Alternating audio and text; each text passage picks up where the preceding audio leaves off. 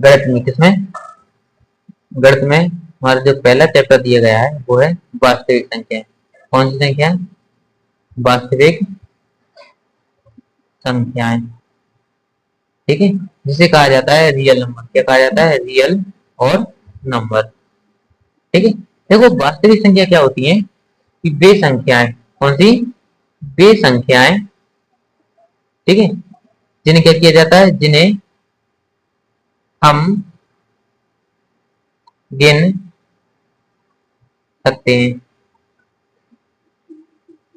ठीक है, उन्हें वास्तविक संख्या कहते हैं। पहले चैप्टर में यानी वास्तविक संख्या में हम जानेंगे कि गुणनखंड, जो गुणनखंड होते हैं वो कैसे निकाल जाते हैं, ठीक है।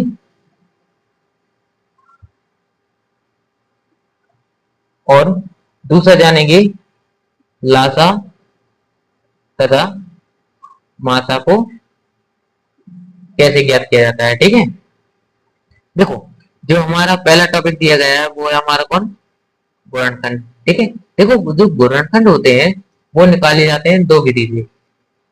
पहला होता है आपका कौन सा? वृक्ष विधि। कौन सा विधि? वृक्ष विधि से, ठीक है। जो दूसरा निकाला जाता है वो निकाला जाता है अभाज्य गुणनखंड विधि से। अभाज्य गुणनखंड विधि से, ठीक है। देखो अब देखो वृक्ष विधि से कैसे ज्ञात किया जाता है, यहाँ टॉपिक डालो, पहला नंबर डालेंगे वृक्ष विधि। वृक्ष विधि से गुणनखंड निकालना, ठीक है। देखो जैसे मान लो मैंने कोई एग्जाम्पल लिया, ठीक है, मैंने यहाँ पर लिखा 1400, ठीक है। और 1400 किस विधि से निकालेंगे?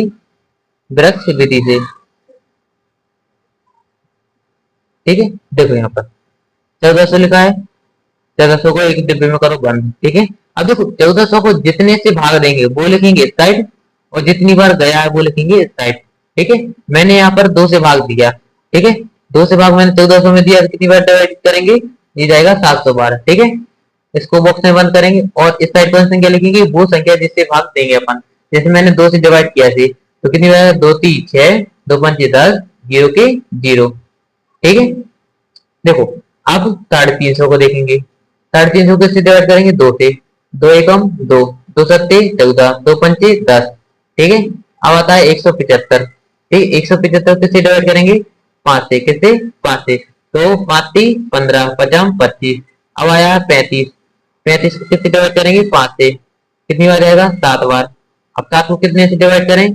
7 से, तो कितनी बार जाएगा? 7 एकम 7, ठीक है। तो ये देखो जो वृक्ष विधि से वो गुणनखंड निकले वो कितने निकले हैं, कौन कौन से निकले हैं, ठीक है। कितनी बार? 1 2 3, 3 बार 2 है तो 1 बार, 2 बार और 3 बार 2, ठीक है। गुणा लगा के अब 1 2, 2 बार 5 है तो 1 बार 5 और दूसरी बार 5 लिख दिया, गुणा लगा के 7 दे दो, ठीक है। इसको ऐसे भी लिख सकते हैं या डाल के देखो 1 2 3, तो 2 कितनी बार आया है? 3 बार, तो 2 के साथ लिखेंगे 3, गुणा लगा के 5 कितनी बार आया है? 1 और 2 बार, तो 5 आया है 2 बार, ठीक है, गुणा लगाओ।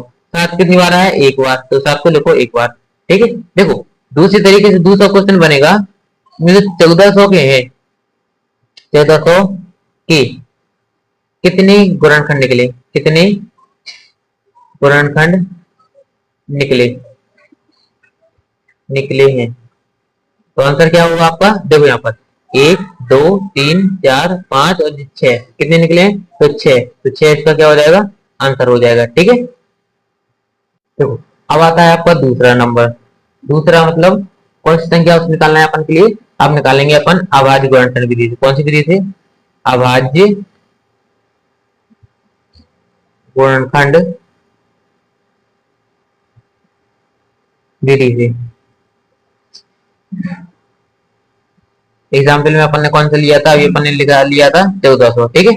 इसको भी अपन किस विधि से निकालेंगे? इसको निकालेंगे अभाज्य गुणनखंड विधि से। कैसे निकालेंगे? देखो यहाँ पर 1400, ठीक है, 2 से डिवाइड करेंगे, 2 सत्ते 14, 0 के 0, 2 से 2 3 6, 2 पंचे 10, 0 के 0। अब कितने से? 2 से। 2 एकम 2, 2 सत्ते 14, 2 पंचे 10, लास्ट में 5 है तो कितने में आता है? 5 के 5 से डिवाइड करेंगे। 5 3 15, ठीक है, 50 25। अब फिर से 5 से डिवाइड करो, 5 सत्ते 35, 7 से 7 एकम 7, ठीक है। कितने गुणनखंड निकले हैं इसके? निकले हैं कितने? देखो 1 2 3, तो 2 की घात लिखेंगे 3 गुणे 5 1 और 2, तो 5 कितनी बार आया? 2, और 7 कितनी बार आया? 1 बार। तो ये आपका आंसर हो जाएगा, ठीक है। इसके बाद होता है आपको लासा निकालना, ठीक है। लासा कैसे निकालेंगे देखो ध्यान से। जैसे एग्जाम्पल में मैंने लिया, ठीक है, मैंने लिया 36 12 और 18, ठीक है। तो इनको कैसे निकालेंगे? देखो यहाँ पर 36 लिखा मैंने, 12 18, 2 से डिवाइड करेंगे क्योंकि 2 सब में कॉमन आ रहा है, तो 2 एकम 2, 2 अट्ठे 16, कॉमा लगाओ, 2 चक्के 12, कॉमा 2 नाम 18, 2 से देखो 2 नाम 18, 2 3 6, 9 का 9 आ जाएगा। अब देखो ऐसा कोई संख्या नहीं है जो 2 से डिवाइड होगी, ठीक है। अब इसको देखेंगे अपन 3 से, तो 3 3 का 9, 3 एकम 3, 3 3 का 9।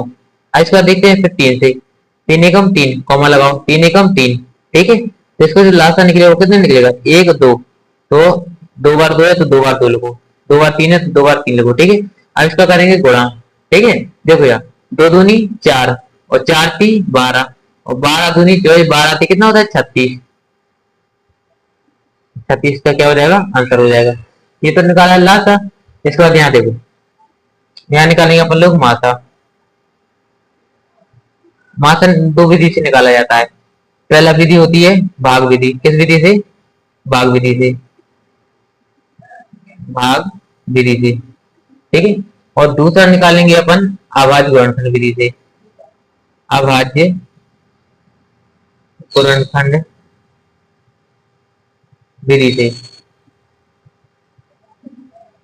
ठीक है। देखो पहली विधि से देखते हैं कौन सी पहली विधि है? भाग विधि। कौन सी विधि है? भाग विधि से। भाग विधि से मासा ज्ञात करना, ठीक है। देखो जो अपने लासा में लिया था वो यहाँ पर ले लेते हैं, ठीक है, उसी का अपन मासा निकालेंगे। लिया है 36 12 और 18। भाग विधि से कैसे जाते हैं? देखो यहाँ पर इनमें से देखना पड़ता है सबसे छोटी संख्या कौन सी है? 12। 12 से बड़ी कौन है? 18। तो देखो 12 का भाग देंगे अपन 18 में, ठीक है।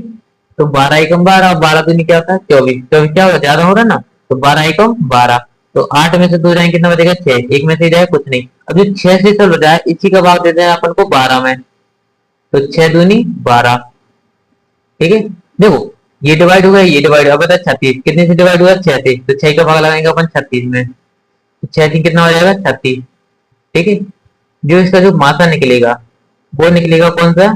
अपना निकलेगा ये वाला, क्योंकि जो 6 के पार्ट है ये सारा डिवाइड हुआ है, ठीक है। दूसरा विधि होती है अभाज्य